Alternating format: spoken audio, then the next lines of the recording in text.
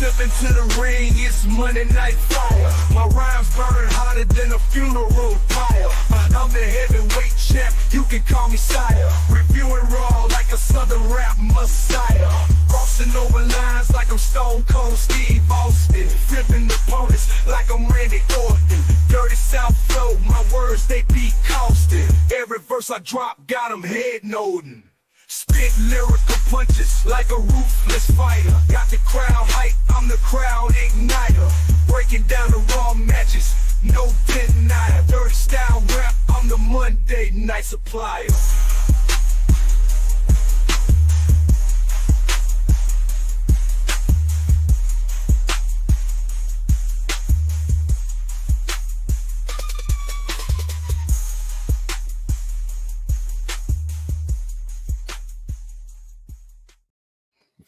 What is up, window lickers, grunts, friends, chaos goblins, and in your house household alum? We are happy to be here on another Monday night Raw preview edition. As you know, I'm always here with my co-host with the mostest. I think I made the wrong word plural. Yeah, I think hostess with okay. Anyways, you know him. It's Kevin Calloway, the Chaos Goblin, and the Grunmeister, the blue-eyed villain. How are you guys doing? How goes it? Happy to see you guys here. Happy to see you. It's been what, just over 24 hours since we've been sat here talking more wrestling. Yeah. It's a holiday week. It's a holiday week. It is. And I ain't talking no Easter. Yeah. No, that is a holiday that is happening this weekend. WWE, I hate you for this. Correct. No. Yes, I am the same boat. But yes, this It's is like combining a birthday and Christmas. Like this isn't right. no. And big shout out to everyone who has to share that every year Oh with god. Christmas, Yeah. because that's Yep. the worst. Yeah. You can always tell those types of people when you're younger and you know them, they just truly hate Christmas. They see everybody else with their happy birthdays off. That's a hard one to compete with too. It kind of is. Yeah. Yeah. It's one of the hardest holidays to compete with, really. You're almost like that episode of South Park where Cartman gets invited to a birthday party and his mom has to give him a gift every time Stan opens up a gift for his birthday. So that he doesn't get busy. Yeah. Exactly. Dude, that would suck. Oh, Basically, I don't yeah. like it. I don't like it. So, guys, I hate that kid. we are not only fans of wrestling, and we're not only in the middle of the holiday season of wrestling, WWE to be specific, with WrestleMania just around the corner. We're also fans of other things. So real quick, before we get into everything, you know how we like to do it here.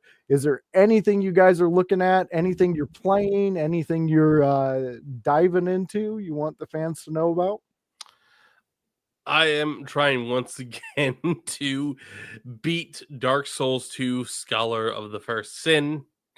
If you're unfamiliar, it is there are probably people that disagree with me. I say this is the one that is the most difficult. I've heard the argument I could just be bad, and yeah, it could be. But Both can be Valid true. argument. yes, I go to both are true, because I just sometimes I don't make right decisions. At the same time, the game is deliberately designed to, hey, we're gonna screw you at every chance. It's never gonna be a fair fight. So you stay plugged into the game and you keep playing it. Yes, they have a whole algorithm to keep you addicted. Yeah. I get it. Yeah. No, I they get got it. him plugged in. They got him hook, line, sinker. Dude, Oh yeah. I'm there with Adam Fall right now. That is me right now. I keep dying, but I keep going back in because I don't know. Maybe I might do the right thing this time. don't know. That happened to me when I was playing. I just beat this game, actually. I just beat Romancing Saga 2. Okay. And old game, they remade it. Super good, but holy fuck is the combat hard. Because the whole point of it is it's a turn-based game where you're doing all the stuff, and you take a lot of damage because you only have a certain amount of times where your players can die before they're dead forever. Oh, So shit. they're like the enemies, like regular encounters, are trying to kill you. Gee, Man. It's not just Yeah. boss battles that are a problem, and there's instant kill moves and shit that you got to ward off and find evades for.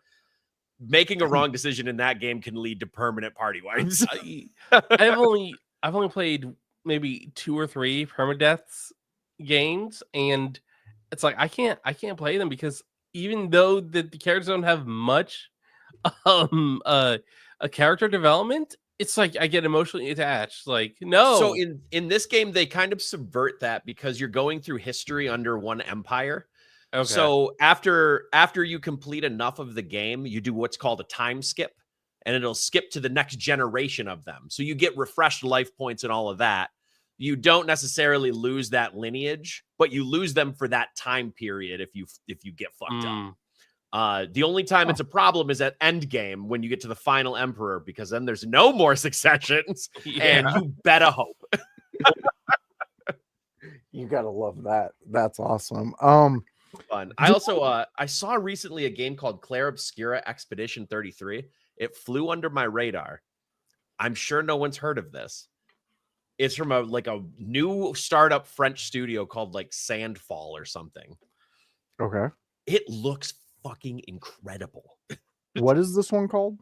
It's called Clara Obscura Expedition 33. Holy I don't cow, know if I've seen an RPG game that looks as pretty as this game. Really? It's made in Unreal Engine 5, which is new for a lot of like the bigger games. And I like what they do though. Exactly. But the biggest thing that kind of turned me on to it was it's a turn-based RPG game, like I was talking about before, where you kind of take turns making a move. But during the thing's turn, there's an active window where you can parry, you can do actiony things as well. So you're making a move towards them, but then it's on you to actually hit it, or it's on you to actually dodge their stuff. So it's bringing in an action aspect and a turn-based, and I think that's a really, really cool combination. I can't wait to play it. I love that. That sounds pretty dope. And when did you say you're gonna start playing that? Man, it comes out next week. I'm game flying it, so I'll probably, honestly, I want to get back to streaming it. I might stream that game to play it, to put it over, because I'll find some time. Beautiful. I love it. I love it. I love it. We got some fans chiming in right now. Happy Monday, fellas. Pod Mania is here. Josh, you saucy little scallywag. I'm ready for your hot takes. Grun, your boys' last Mania this week. Kevin, is a pleasure as always. LFG. And we got here. This will make you happier, Grun. Happy WrestleMania week, bearded Buccaneers. Man, we just get nicknames out the gate coming on. I like it, but we love it. We love it. Nick, thank you for joining us. He mentioned Podmania, which I will be bringing something up here shortly about that. Lou, as always, you're a brother. We love you. Thank you for giving us some of your time.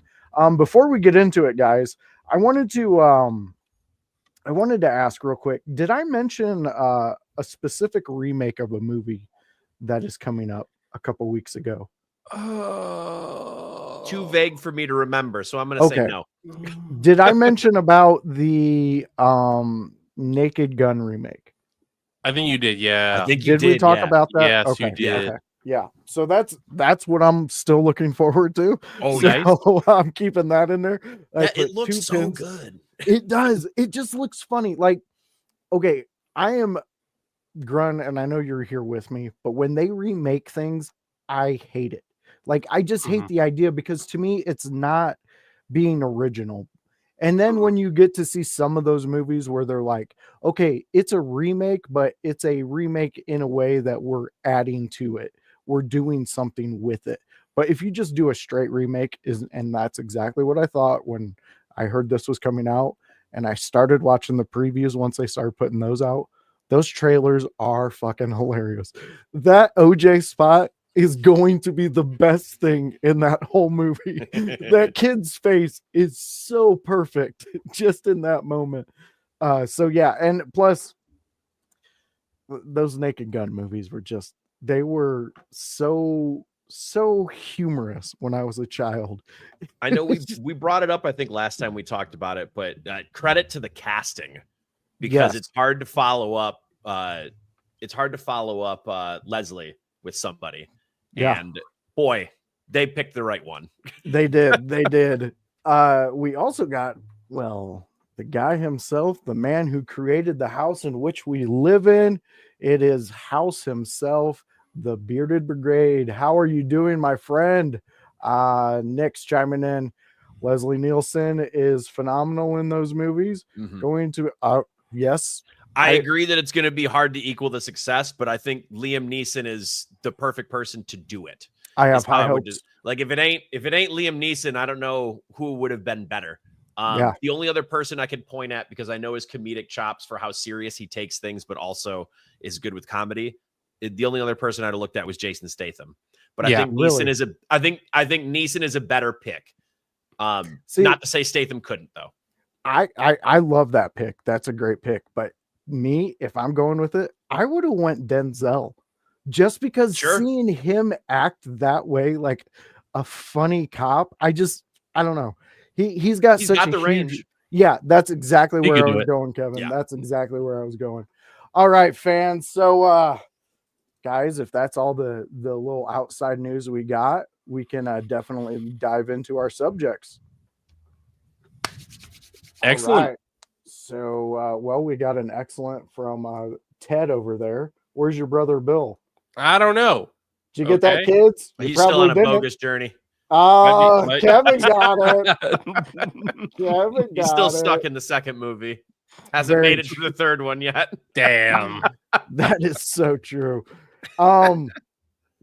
Okay, so you guys seen Nick bring up Podmania. Fans, I just want to give you a real quick clip. It's 23 seconds long, and it's going to give you the schedule, and you'll see where everybody's going to be at for this upcoming thing. I mean, it's new. It's Nick's whole creation. We joined in with him. Mikey joined in with him. This is a coast to coast type thing, and we're in the middle here. So fans, go ahead and check this out real quick.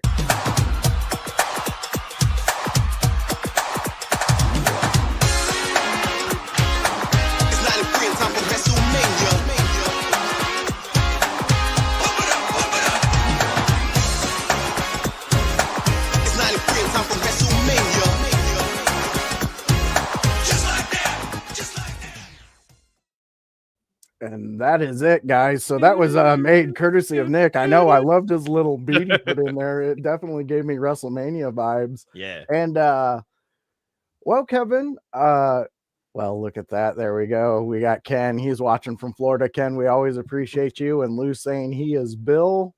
You would be Bill. Anyway, so we're here, and I'm going to take the center stage for a moment because I really want to get Kevin's thoughts on this, Grun. And I think knowing you kind of want to hear his thoughts on this too. And I definitely do. This has to go with the LFG show that we're watching. Me and Grun are caught up completely.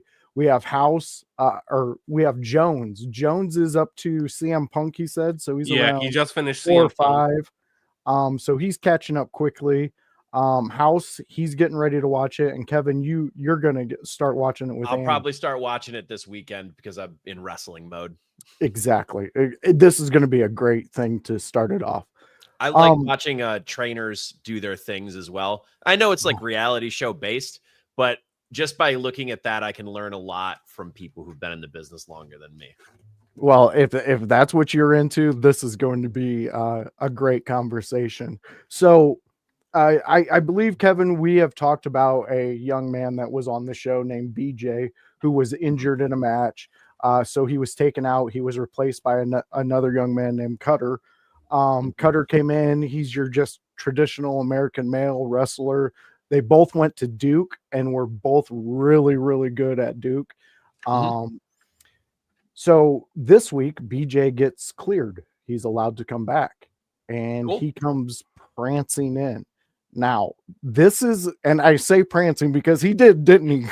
He came just he came back in as if it's like, hey guys, the megastar has just returned. Exactly. Ugh. Yep. I've met those people. Put a sour taste in Cutler's mouth too.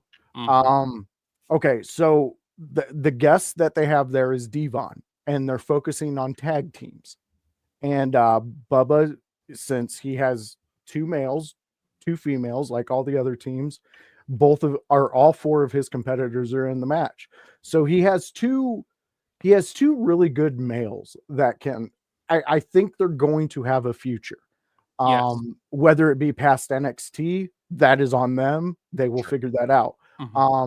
So one of the young men, after BJ comes in, and Bubba's there directing what's going to happen in their match, talking about what tag team move they have together, things like that.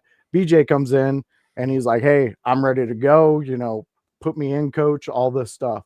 Cutter gets attitude, and he basically tries to step up like a captain would on a football team when one of the players is kind of acting a little too out of line, and he tried to put him in his place. Bubba did not like that one bit. So he No, made it's not his those place two to do it in a wrestling dichotomy. No. exactly what Bubba was trying to teach him. So, and he said, if the higher ups are coming to you and tell you have to work with somebody that you don't get along with, because him and BJ do not get along, and this goes all the way back to their college days when they were on the same team together at Duke. So Bubba's like, "Okay, you two are going to tag together." So he put them together to, teach them a lesson that they have to learn to work with each other if they're going to be in the business. Correct. Well, the match goes, all the trainers are watching backstage. It's in an arena. They filled the arena. Well, it was like it's the NXT, or no, the Performance Center arena. It's probably pre-NXT crowd. Yeah. So they have a small crowd, I would say under 100 people, but a crowd nonetheless. People who are showing up early to catch this because they want more wrestling before NXT. Perfect. So bell rings. Cutter, and I forget the other young man because of all this that happened that was in there with him. So it was Chris Island and Troy. Okay. I know who you're talking about now. So Troy started off with Cutter. So Cutter he's gonna start doing their circling, and as soon as he gets to where his corner is, BJ slaps him on the back and tags himself in. Cutter's like, "Hey, my coach told me I have to learn to work with people." So maybe he's going off script for a moment, maybe bringing some excitement. Sure. So match is going on. This kid refuses to tag Cutter. He refuses to tag him in. And then all of a sudden, Cutter gets to the point to where he gets so upset, he actually gets in the ring, pushes his own tag team partner to the ground, says whatever he says to him, and then walks out. This BJ kid runs up behind this younger man, Chris Island, who's he's not been in very long, rolls him up real quick, 1, 2, 3, slides out of the ring, goes off. All the trainers are like looking at each other. Did they talk to you about this? Is this how they're doing it? Blah, blah, blah. They get backstage. Bubba's like, "Get your ass outside." And then him and Mickey go out there and chew this kid out. Okay. Which kid? BJ. Okay. Okay. So just for clarity's sake. No, I mean, Cutler deserves a chewing out too, but yes. But Bubba knew that. So he separated the chewing out he's going to give both of these guys. He gets BJ out there because this is where I'm bringing you into and where I want your brain. Bubba directly looks at him and he says, "Not only did you go into business for yourself," because the kid's response to Devon was, "Didn't you hear the crowd? They were chanting BJ, BJ, BJ. So I took it upon myself." And that's when Devon goes, "You went into business for yourself." So Bubba goes, "Not only did you do all those things, you put every single person in that ring with you in danger because you went so far off script." Because there was 4 men in that match. There was 5 with the ref, right? But 4 men who knew what was exactly going on. And one guy decided to change everything. My question to you, Kevin, is A, how do you respond to that? And B, if that response is anger, how do you mellow yourself to not overdo it? So I'm going to speak from it from two angles because I have my own angle of it when I'm older in the business, but they're also younger in the business. So I'll give mine first. If you're older in the business and you understand how to work on the fly, changing stuff like that based on crowd reaction is part of the game. Okay. So that's not the worst when everyone knows how to work. If we're all in there, we're, 5+ year people who understand how to work on the fly, have that experience. We can do different things based on what we're hearing. We might be discussing it in the ring so that everyone's on the same page and using the ref to get all that stuff around. But realistically, we can do that. That being said, these people are not 5 years into the business. They do not know how to work on the fly as well yet. They might know how to work on the fly a little bit here and there, make sure shit keeps going and get to the next spot that they have planned. But that's what their experience is right now. Generally speaking, when you're young in the business, your matches are planned out almost step by step. If you have someone leading you in there who's like 10+ years and they know how to work on the fly, they might do a couple things, but you're still listening to them. They're directing traffic. You are there for the ride and making sure that you hit your spots. Yeah. So for someone who's so young in the business to just be like, well, I heard the crowd, so I'm going to do shit. That's the biggest no-no in the match. However, Cutter's response was also incredibly bad. And his was bad for a different reason, because there's a way to spin that booking that you could make work for a live crowd. There wasn't much way to spin for BJ's bullshit. There just wasn't. But for Cutter's, the problem with his is that he walked out of it. If he would have sat on the apron and just allowed BJ to expose himself, and then he never tagged him in, Cutter's in no issue. He has no problem here. So controlling your anger is going to be one of those big things. And I think it's a rephrasing in minds. And I know this is tough for a lot of people because when you're in those moments and you're angry, it's hard to think logically. Very true. Yeah. But logically speaking, if you're out there and you're not exposing the business and you're stuck on the apron because another guy won't tag you in, you are doing nothing wrong. You have not exposed a business once. The other person is. Don't make yourself privy and an accomplice to that by going in there and reacting. The more you react, the more you're letting fans into something. And if you let those fans into something and draw a light of attention to something that is that way, the more they're going to ask questions, and the more questions you don't want them to ask, because there are incorrect questions for fans to ask.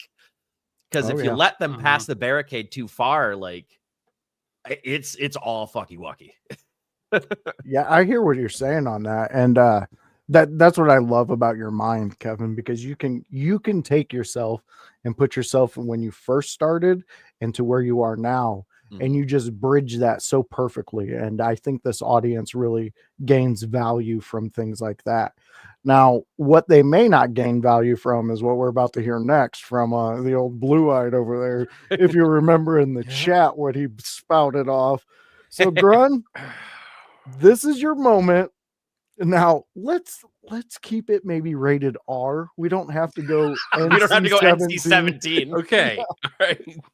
Well, all right, Grun. You know what? I'm glad I said it because yeah, like sometimes you need somebody, you need to say something stupid out loud in front of a small group. That was so that small group can, hey, come back down to reality, dude. Come back down and talk you off the ledge. And I can say, Josh, you did that for me today. I'm a member of that, Grun. How many times have you guys have to talk me off a ledge? Oh dear God, more than a few times. But like I watched because like I unfortunately I had seen some clips. I'm like, I don't get what happened here, but something happened. And like I gotta get home and watch. I gotta get home and watch it. I watched it and I'm sitting there, I'm livid. I'm furious because I'm getting what he did. Because he said the crowd was chanting BJ. If he could hear it, the mics were not picking it up. Yeah. The mics could not hear it because I'm like, I don't hear them chanting BJ. I didn't hear it. So it's like, what, 3-4 people maybe there in that arena that just happened to be really close to your I chanting think BJ? there was one sign that had his name on it. I think there were 2, but yeah, like it's like not a whole lot. And Based on how you're describing that man, he could hear his name being chanted in a silent room. yeah, and Very good. like the biggest thing that really pissed me off is that he seemed to force Chris Island down for the pin. Yep. And A shoot pin. Yeah, where and Chris he and held. Troy, He held him. Chris and Troy, they were the only ones that could salvage the match. BCH said, "No, my moment, bitch, mine." So I'm like, all right, Sean, I'm trying to hold, because Seth Rollins apparently had this issue before the Shield was created in NXT, where Seth Rollins was all about him. Seth Rollins didn't care about anybody else but him. They were able to get him to come down off that ledge before he committed, and now Seth Rollins, there's a big difference between Seth Rollins and BJ. Seth Rollins has worked on the indies. Now, that ego probably grew when he got signed to WWE or signed to NXT. It probably grew on the indies. Probably just because I've seen a lot of people on the indies who get this, like, for lack of a better term, it's big fish, small pond syndrome. Where they're like, oh, I'm the best in this area, I'm the best here, because they're not with people who are better than them. Exactly. And they just didn't go there. Yeah. So just to clarify that, probably happened prior. Okay, yeah. You know what? I can definitely see that being true. And they put Seth Rollins in his place, and now look at him. He is one of the biggest stars in WWE, and he has defined an entire generation of WWE entertainment. And he goes above and beyond to make sure other people are elevated. Absolutely. That mania that he came back when he was hurt just to make sure that spot got done. Yeah. Brilliant. You can't fault a dude. No. BJ is coming from a good career at Duke, who as a Greco-Roman wrestler. He had a phenomenal career at Duke. I mean, the kid is good. And now he's entering this industry not because he wants to be a professional wrestler. I am starting to believe that this is a kid that he wants one thing, and it is the worst possible thing to want if you want to enter a career where you are in the limelight. You want fame. You know what? A lot of people want fame. A lot. And not everybody deserves it. BJ does not deserve fame because he wants to be Logan Paul. He wants to be The Rock. He wants to be John Cena. He wants to be top name on the card. And he wants to do whatever he wants. He wants everything to be done his way. Yeah. There was when I was coming up in the business, I was told something and it stuck with me. People get into the business for 4 different reasons. 4 main reasons. One is for the love of the game, and this is what they're passionate about, which is generally the best reason. Yeah. Second, and I think this is the second best reason, is for money, because this is the way that they want to make their living. And I think if you combine the first 2, you have someone who's going to do well, because they're going to think about money and business without killing themselves over it. The 2 other reasons are really bad, though. Because the third reason is so that they can pick up women or men. Okay. So that they can find partners. And that's very common in the business. It's less common now because people get outed, but it's still common. And then fourth is exactly the one that you said, Grun, which is fame. And they just want their name in the bright lights. They don't care how they get it. If this kid is exactly what you're telling me, he's the 4th reason. Yeah. And that reason is, I would equate that reason to Icarus getting close to the sun. He's going to get real, real close because he's going to have enough of an ego to believe in himself to get somewhere. but just far enough that he gets his ass smacked back down. And how he recovers from that is going to be whether he stays or not. That's what's going to happen. And any further of it, I'm going to let you and Annie discover on your own, because it's a Grun. You're going to back me up on this. This show is very well done. I am thoroughly enjoying everything about it. And the more that I think you're going to get into it, the more you're going to have more comments about how the training's going and things like that. And that's what I'm really looking forward to. The last comment I got on this segment is that this has made me think about Enzo. We all know Enzo Amore, because Enzo, he was not a wrestler. He decided to message Triple H on Instagram one day, send him some promos that he just randomly cut at the gym or whatever. Triple H thought this kid has something, and you know what? He was very entertaining, but he burned every bridge he could put in WWE. Now, in more recent years, I've seen interviews where he is showing that he has realized that he needed to get kicked out of WWE, that he did not belong there, that he did not belong there yet, but he's doing better in pro wrestling today. So that makes me think that someone like Enzo, if BJ can do the same thing Enzo, and I know that Enzo's done some things that are still controversial in some people's eyes recently, but I think Enzo has a better chance of getting back to WWE right now than BJ has of staying in WWE or associated with WWE. I can see that. And we'll put a pin in that, because we'll get, when Kevin catches up, I'm pretty sure he'll have more insight on this young man, because he is talented. He has have insight on a lot of guys. Yeah, I think he will. And I'm really looking forward to what you and Annie both have to say about this women's division that's coming out of here, because we're starting to slowly see that the women's division that they're building there might be better than the men's that they're creating there. So that doesn't shock me. Traditionally speaking, and I'll keep this short because I know we got other things to get to, but traditionally speaking, women don't stay on the indies for very long because they're a commodity. There are less of them. They're a commodity simply by scarcity. Yeah. So the quicker that WWE can get their hands on those women, the less bad habits they form, but also the less training that they have prior. So some of the men will come into it with worse habits because indie habits aren't necessarily what WWE wants. I'm not saying they're like bad habits in general, but it's just not WWE's style. Mm-hmm.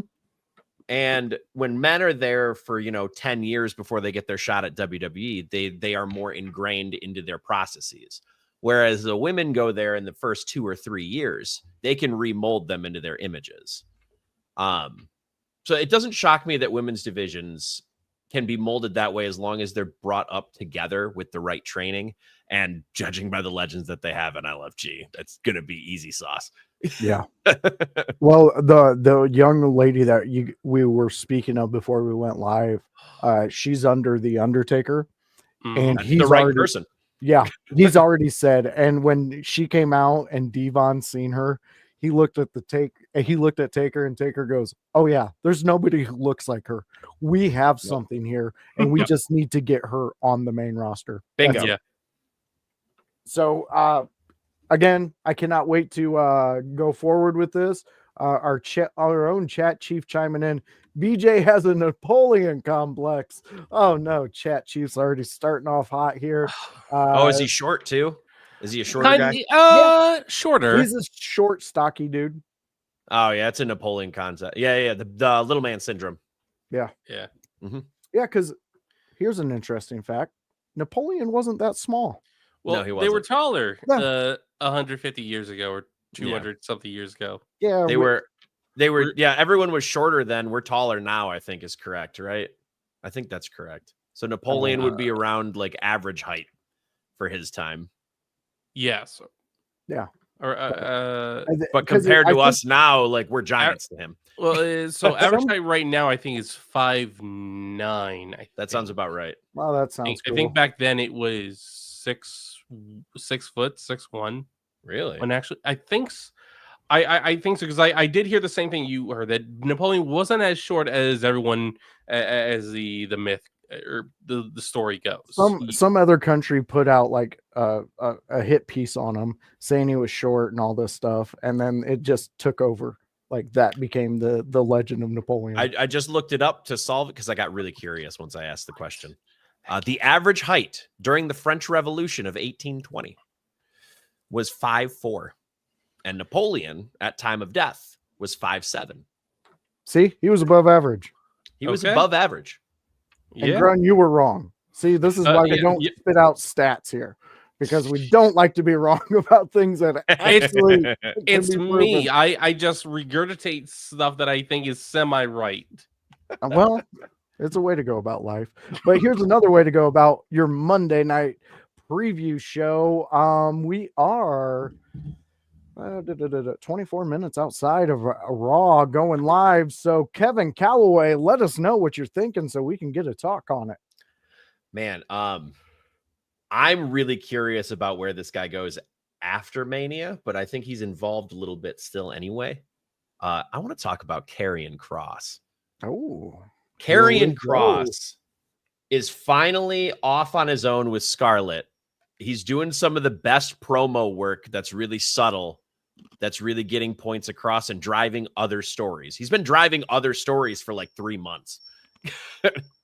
Actually longer, between New Day, between who else? I think Sami Zayn, between AJ Styles, and then there was, I swear there was one more person that he was, The Miz.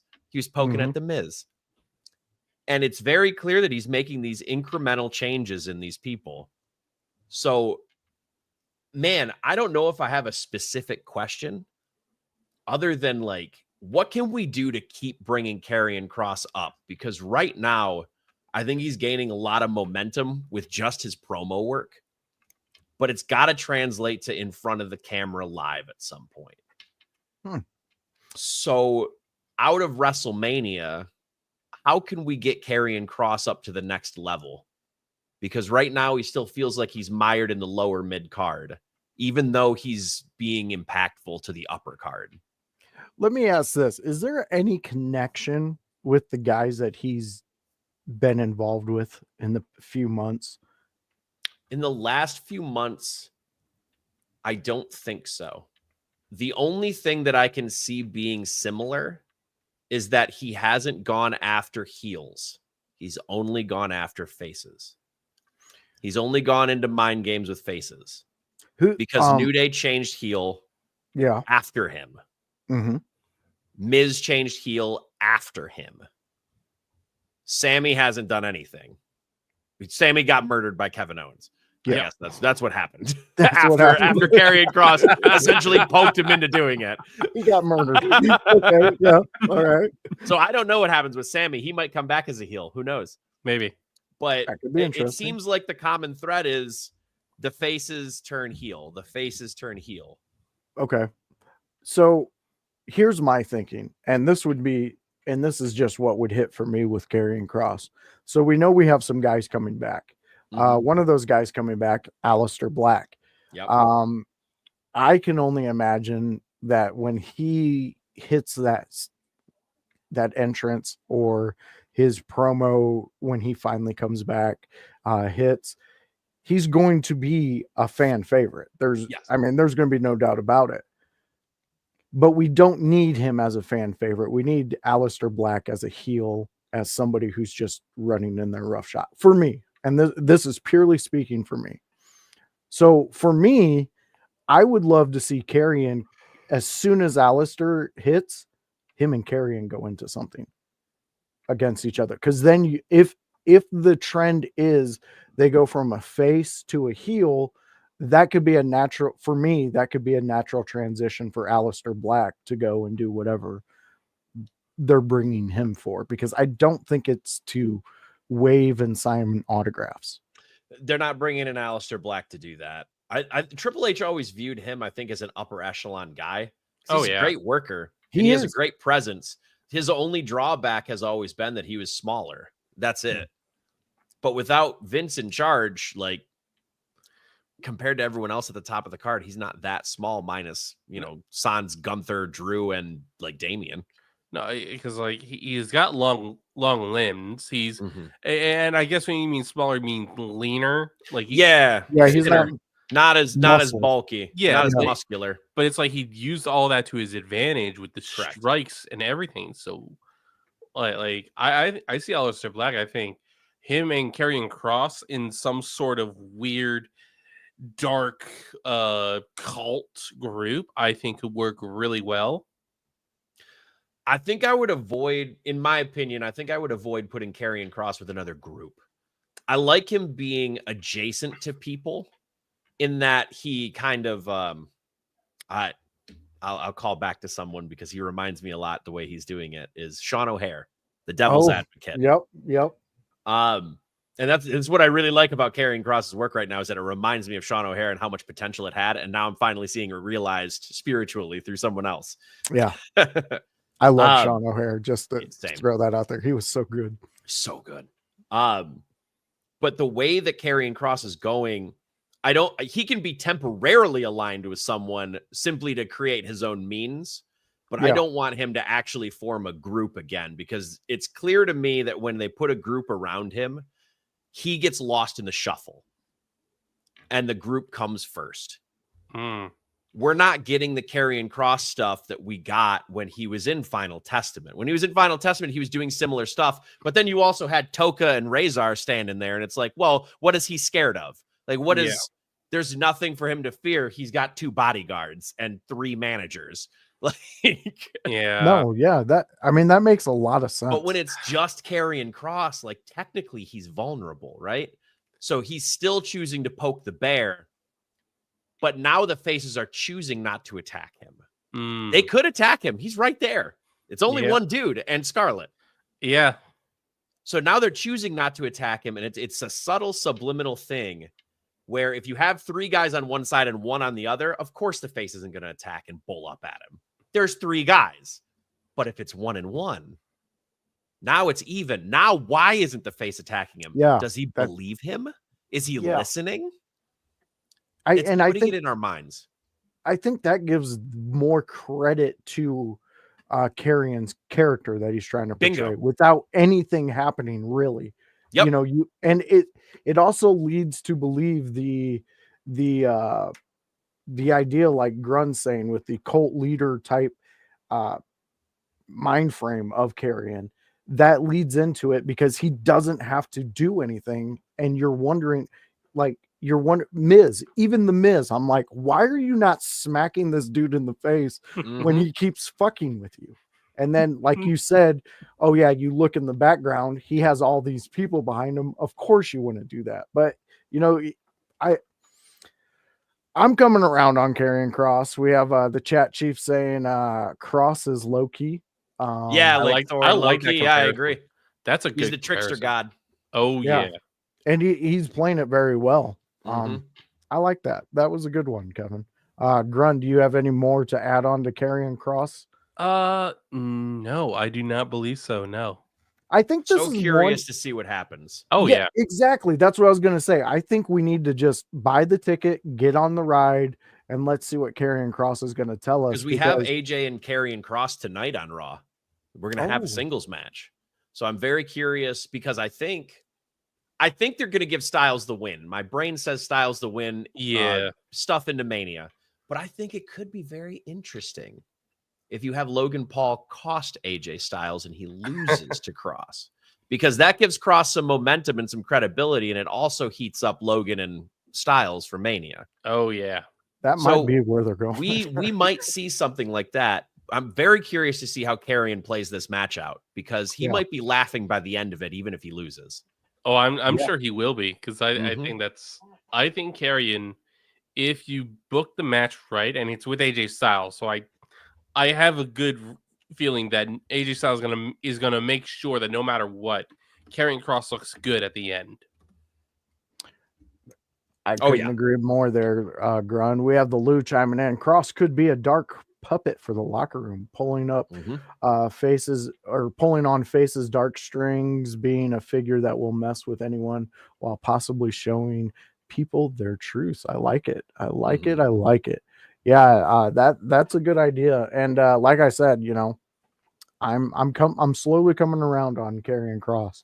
I like what he's doing. I think he's definitely building up a aura around him in which I want to know what the hell's going on with him. So kudos to Karrion. Kudos for Kevin Calloway for bringing us that subject. That was a good one. Grun, Yes. this is your fucking 5 minutes, man. Okay. You just All fucking right, say well, whatever it is. well, you know what? Kevin got me thinking about post-Mania, and it was reported that Rusev is officially returning to WWE, that he has officially signed a deal with WWE. So, and I don't see him going to NXT. I see him going back to the main roster because granted, the last few years of him in AEW were not good. However, the first a year and a half, 2 years in AEW showcased that he is so much better than anyone could have imagined. I think he's a far better worker than what we've seen. He's a far better promo than what we saw in WWE. And my big question is I I'm not going to be upset if this doesn't happen because I know this could be a very this could be very tricky to do, but do you guys think that WWE can make a WWE version of the Redeemer work in WWE? So the Redeemer, just to refresh my memory, because it's been a while since I've seen Rusev on the TV. So in AEW, Miro was the Redeemer. That was his war with God gimmick, yes, correct? his war with God gimmick. And I personally think a lot of people that whether they are current Christians or no longer identify as Christian can understand and relate to that kind of character development, that kind of story, because there are I would say there are more than a few people that have questioned, hey God, why'd you screw me like this, or something that they can connect with that kind of character.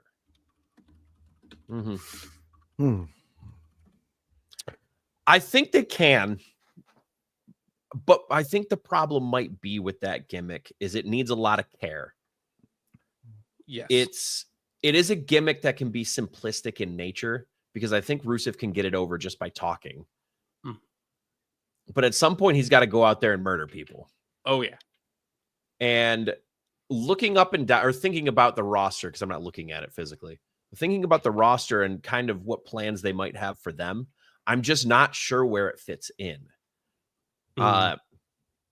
There's a lot of moving pieces. I don't know who's off after Mania. I don't know what spots they have. I'm assuming Roman takes another break after Mania. I'm assuming Rollins takes a little bit of time off. Punk might even take a little bit of time off. So I think they could work it, but I'm worried that they're not going to give it enough time. Right. I think that's my concern.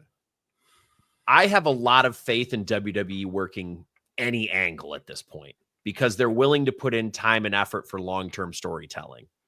Whether it comes out to fruition is up to subject, but I know it's very true. That's great. Not a bad idea. I don't hate that. He hates enough. That's why he's the I think chat he should just chief. come out as the president of the Player Haters Ball. Hate. But I think the Redeemer character would be more interesting than just bringing him back as the Bulgarian Brute as well. The only way I think the Bulgarian Brute works is if they're also bringing Lana back, which I've heard no rumblings of. Yeah. Doesn't mean there isn't, but I think it only works when Lana is with him. If Lana is not with him, it just doesn't work. No. So I would keep Redeemer if it's just Miro / Rusev and see what they can do with it. At worst, I think Rusev is good on his own without some kind of, big ulterior motive thing. Though I know Rusev thrives on it. And I think that's kind of where I'm at. Yeah. I think, and I agree with Kevin. They could definitely do it. I think the Rusev a top level talent, and then with what the writing staff and what everybody has, they can definitely pull that off. But again, though, to me it seems like Rusev can just show up as Rusev and he's over. Oh Mhm. yeah. Like with these fans, that's all that needs to happen. And whether he's going to have this redeemer aspect to him or it's going to be the Bulgarian brute, like to me, I just want Rusev back. Like I enjoyed what he did in AEW when he had a run, when he was actually being shown and given the proper treatment over there. He was great. And I was sad when he left WWE. I understood that we were at times where, he just wasn't like fitting into the puzzle, and there was a lot of other things that was happening around there. But at the end of the day, I still missed Rusev.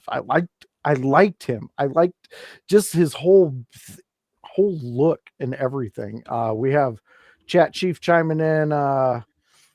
Rusev versus Priest, Lana on a pole match. If you get rid of the second part, I'm in. Yeah. I'm with Like, you. Because look, If you could say anything on a pole match at this point, and I'm out. I'm out. Yeah. Yep, I'm out. I'm out. Let's also remember Priest has a thing for small black women with long hair. What? Oh wait, That's wait. true. So Where it are can't we be Lana. going with Wait, this? wait, no, Josh. Damien and Kaden Carter are dating in real life. Are they dating? I thought they were just friends. No, apparently I saw something. I got nothing. I don't keep track of people's personal Yeah, lives. this is I- Grun's area. He's TMZ for Okay. Give us the look, tea, Grun. Yeah. I get curious sometimes, and I saw something that kind of makes sense because you know what, she puts out some pretty good TikToks or whatever, and well, because it's her annoying Damien is mostly the TikToks that she puts Oh, on, like, that's who he's like with. that seems Okay. like that seems it's a little bit peculiar that they're always in the same. Oh, you're getting pushback, bro. Pretty We sure got they another. could be. We They got Lou could be. chiming in. I'm They pretty could sure be, they and are just they- friends. They could be because it's very possible that I read this from some guy who posted something on a wrestling page on Facebook. That's about right. Yep. Which could be completely true. This is our TMZ guy. He's just out there just searching the ticks and the talks and the X's for all Especially the talks. especially the talks. I find them. I'm sorry, but when it's like when you find just TikTok content that is not some bullcrap in either way, it can be fun and entertaining. Well, you do have a fan now. Terry Hans is saying, remember what Grun said earlier. He says stuff that might be right. So sounds like you got a lawyer out there, Grun. I'm my own lawyer, so don't worry. I'm going to jail at some point. Trust me, they will. They're just gonna let him run with it and then lock him up. They won't even like really listen to what he says. They will already have it. What they're going to do, Grun's done. But It was nice knowing you. I'm really excited for WrestleMania, guys, this year. I think the card itself is looking great. I think what we are doing as a podcast team with the other groups is great. This is going to be a fun WrestleMania this year. Before we go out, we got to let everybody know all our socials and all that. But real quick, what are you guys looking forward most to this Mania? Ooh. Women's triple threat, Rhea, Io, Bianca. Okay. I Like it. I have one selfish, chaotic one, and one more that I'm genuinely curious about. The selfish, chaotic one is Tiff and Flair because I want to see what happens. Yes. Yeah. Yes. I'm both The terrified. Chaos Goblin in me really reeks for the chaos of that match. Yeah. Either I it's going to bet. be great or it's going to be a popcorn like, oh shit. The other one I'm super curious about. I'm curious about a lot of these matches, but I think the biggest question mark to me is Cena Cody. And I want to see how that plays out and how they do and what goes down, because it feels very much like they're setting up for a monumental something to happen, like WrestleMania 17's ending, where Stone Cold finally aligned with Vince McMahon to win the big one, or some shit like that. That's what it feels like to me. I like that. I like that. I'm going to say one that I've been waiting for a few years since I first seen this guy on AEW, but Penta's entrance. That is what I'm looking the most forward to.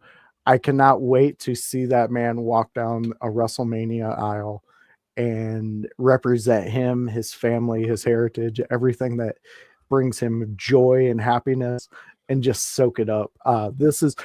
That is one of the biggest things I'm looking forward to for this WrestleMania. That's gonna be such a badass entrance. I know. I can't wait for it. I cannot wait for it. I'm excited for Jey Uso's entrance on that note too. Oh, yes, his is going to be epic too. And I, you know what? We should have a poll.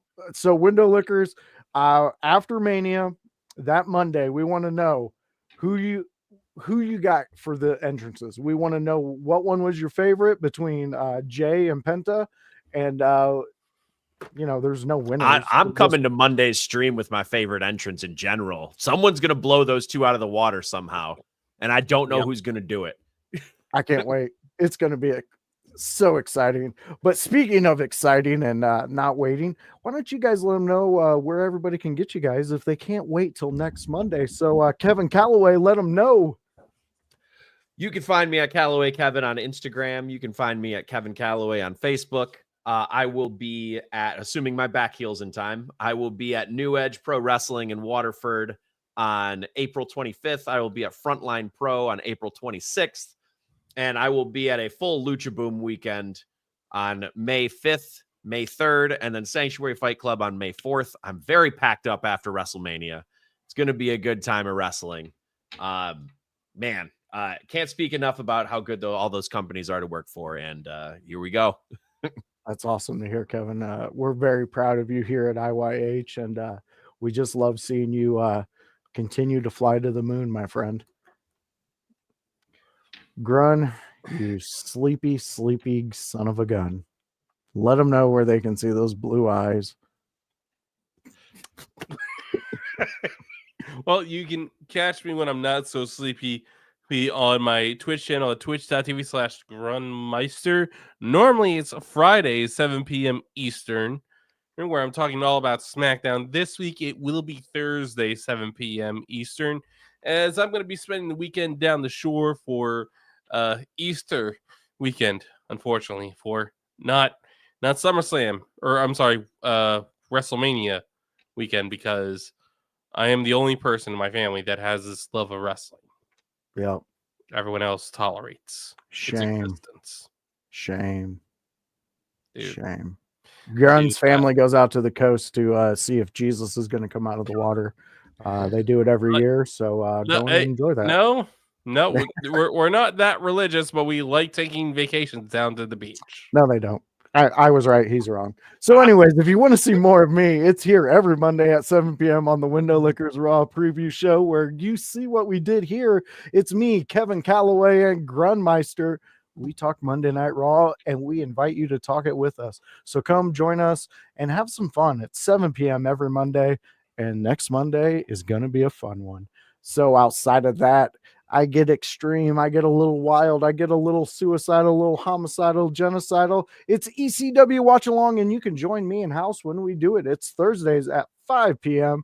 We get you ready for some weekend. I know it's the day before, but Grun has Fridays. Fridays are for Grun. So check us out. That's Thursdays at 5 p.m. ECW Watch Along. Sunday is a house party, and you need to be a part of it because that's what we're doing. So it's a Sunday house party. This next one is going to be epic. If you missed yesterday's, go check that out and get ready for this next Sunday, because we have the second side of the card, night 2 of WrestleMania. We're discussing it, we're talking it, and we're giving our predictions. So come join us.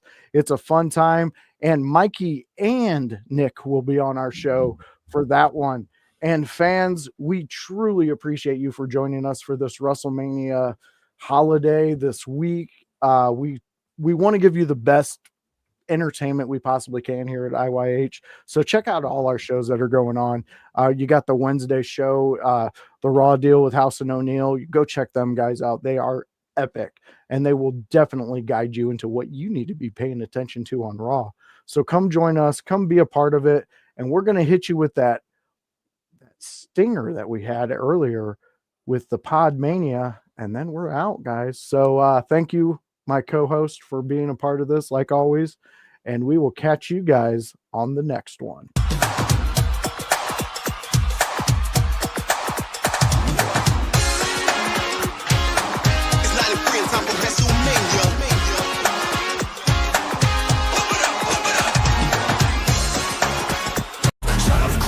Spotlights glow, turning cold, now it's time to throw chains on my neck, but I'm losing the brain. Ghosts of smoke, twist dissolving my pain. Enter the show, let the chaos unfold. Heart blacker than the night, ice cold. Crowd screaming, but